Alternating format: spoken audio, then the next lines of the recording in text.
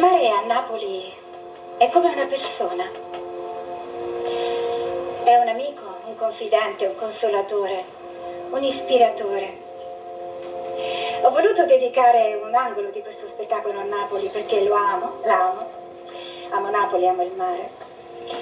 E perché leggendo un piccolo libro di Matilde Serao, la grande scrittrice partenopea, 6 volte candidata come premio Nobel per la letteratura, oltre ad essere stata la prima donna a dirigere un giornale, il Corriere di Roma, e poi il Mattino e il Giorno, quindi una grande personalità del mondo femminile. Matilde Serao ha scritto tra le sue tante cose un piccolo libro che si chiama Leggende napoletane, in cui racconta con la fantasia le origini di luoghi, tradizioni, personaggi di questa città. E in un capitolo parla del mare e ci spiega perché a Napoli c'è il mare. Racconta più o meno così. Ognuno sa che il Signore Dio, grande, magnifico, misericordioso, ha sempre guardato a Napoli con un occhio di particolare predilezione. Per lei ho avuto le carezze di un padre, di un innamorato. A lei ha dato i doni più ricchi e splendidi che si possano immaginare.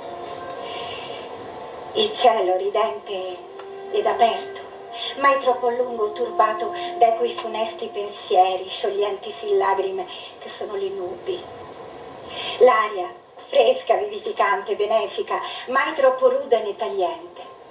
Le colline verdi, macchiate di case bianche e gialle, divise da giardini sempre in fiore.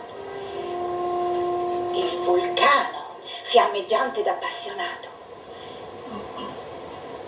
E poi gli uomini, belli, buoni, indolenti, artisti ed innamorati. Le dame, brune, piacenti, amabili e virtuose. I fanciulli ricciuti dai grandi occhi neri intelligenti.